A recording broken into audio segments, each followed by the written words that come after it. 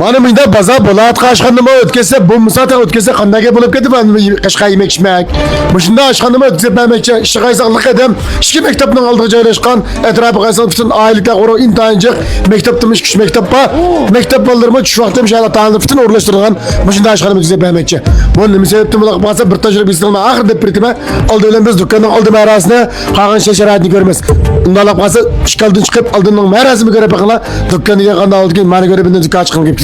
Mana men turib qolib qolsa Qashqarsar 8-boshlang'ich va 10-boshlang'ich tarmoq maktabdan bir xil joylashgan. Mana dükkanning oldi sharoiti intayin yaxshi kavakdan qo'ydigan jo'z bendan tuzag'iga zal shel sharoiti bir yaxshi bor dükkannikka. Qog'inda dükkan ishlik bozorni ko'rdinglar, naq maydonni ko'rdinglar. Zan nima sabab bo'ldi men oxir deb birdima dükkanni ko'rib birikdi. Dükkan bek azal tutdimiz. Mana ma dükkandan kelib dükkan shunda chiroq jan sho'qan dükkan erkin azoda zarmi jan sho'larmi 5 yoshlik chassangiz hech qanday bir yig'liq tilib qilmaydigan jan sho'kan ma bu. Bundan keyin dükkanning shel sharoiti ma batelerini data bir qilyapman emas. Mishay joylashgan. Ancha muncha Qashqarsardan mancha memikil tomoq yedi qashqar edim ma bu. Lekin degan ma unavanning dadidam yo'l yurib yurak siqilib bo'ldi. Mush pulni topmay bilek chiqlaydi keldi. Mana ko'rib turganda qashqarchilarlik edim ba, so'd bo'lmay yetib qashqar emas.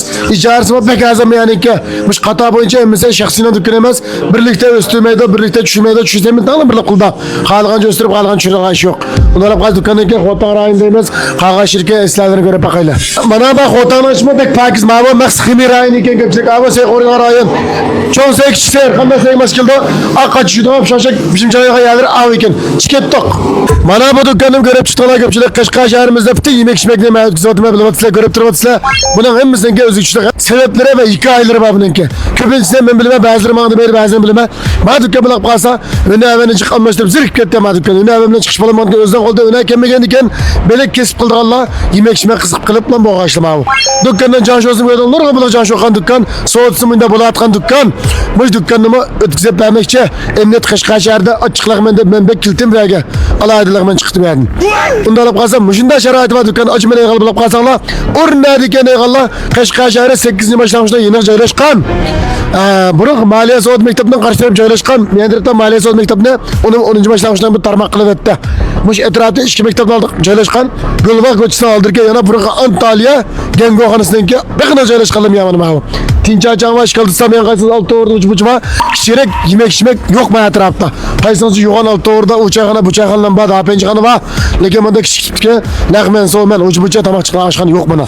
Mush dükkandan ki Qirg'izistonda yillik ijara 84 ming ko'y dükkanimizdan bir qimmat emas, mayolga nisbatan. Qolgan sharoitni naq maydonga kelib ko'rib biqib, uni degan deyishlar. Aloqalash numeri 176 932 177 176 932 177 mushli bu nomerlarga aloqalashib qolgan tafsilotni mishay kelib naq maydonda Tushmazada bir 11 bilan kelib, soat 5:40 bozorni ko'rib biqishlarni tavsiya qilaman uni degan e'lonlashganda. Xayr xo'sh.